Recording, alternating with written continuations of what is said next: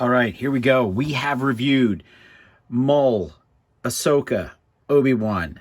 We now have Anakin Skywalker, the 1/7 scale mini bust. Now, with Anakin coming back into the Obi-Wan Kenobi series, or Kenobi, the Kenobi series, these are going to be hot.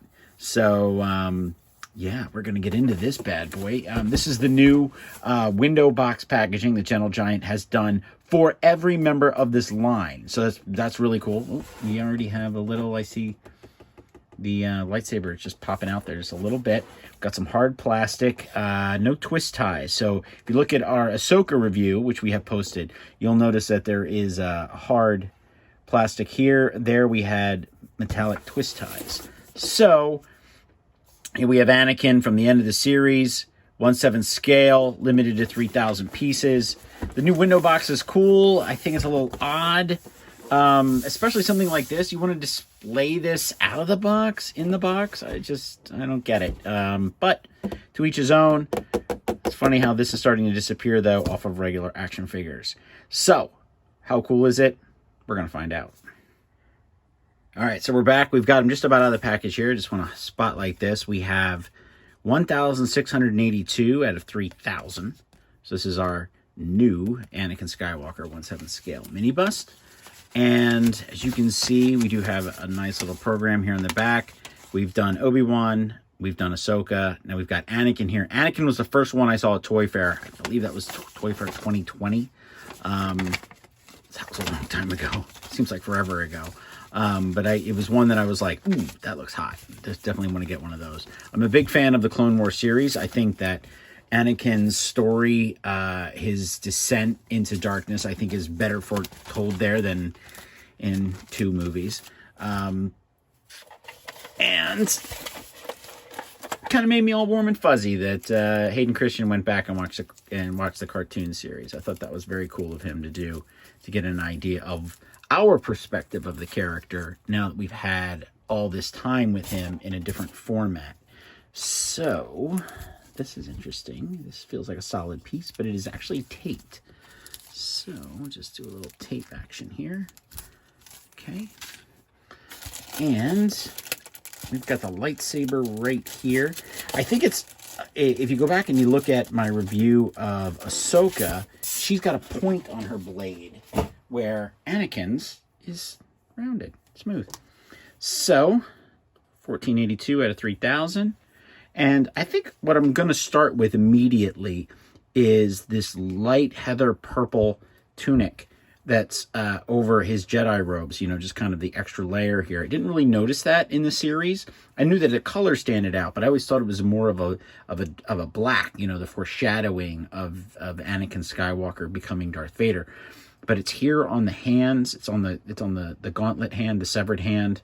Of course, we have the classic lightsaber, but really subtle scarring here for this. Really nice. I mean, really, I feel like a piece of the cartoon came out into real life and it's inside my hand. So it really looks good. Not the biggest Anakin Skywalker fan of the movies, but in the cartoon series, this is the kind of piece that you want to put out on display and let your geek flag, you know, fly high. And there it is. So much like the other ones with the sabers out, we do get a higher, you know, it is a little bit taller than what you would realize. So you're actually looking at 8.5, almost 9 inches, but just the character itself is a little over 6. And to give you some scale, it's a 375 Star Wars figure.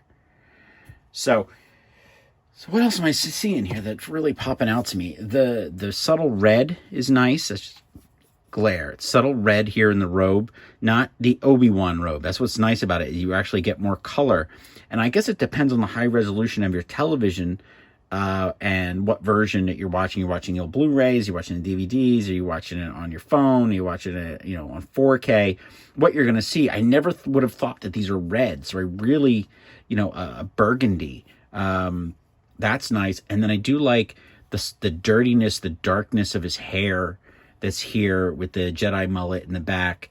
So that's nice to point out. And I like the black undertones to the hair. So they really did a great job bringing Matt Latner's character to life.